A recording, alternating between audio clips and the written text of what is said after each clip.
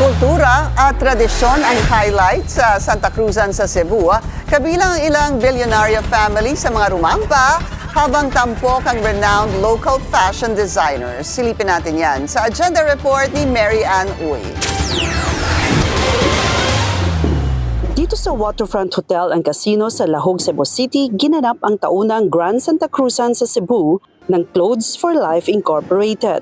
Higit 30 zagala na karamihan mga Gen Z at galing sa prominent families at bilyonaryong business executives ang dinamitan ng mga kilalang fashion designers sa Cebu.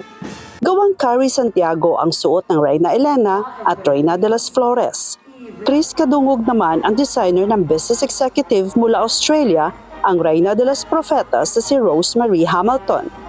Si Kadungog ang tanging Pilipinong nanalo sa World Designers Fashion Week sa Kazakhstan nitong Abril.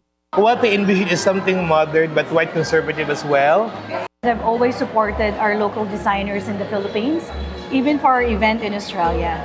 Bida sa Grand Santa Cruzan ang mga batang designer at zagalang Gen Z na tuwang-tuwa dahil marami sa kanila first time na sumali sa tradisyon ng Flores de Mayo.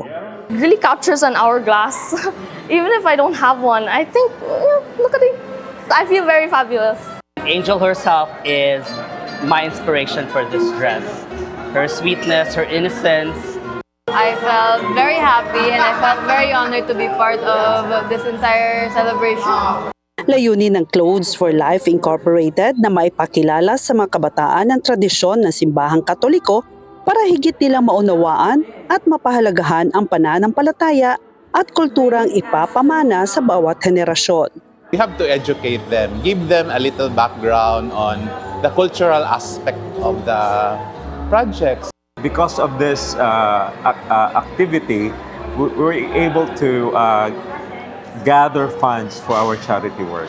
Dahil sa tagumpay ng Santa Cruzan, nais ng ilang kalahok na dalhin ito sa ibang bansa para maipakilala hindi lamang ang mayamang tradisyon ng simbahang Katoliko, kundi maging ang husay at talento ng mga Cebuanong designer sa paglikha ng mga natatanging kasuotan.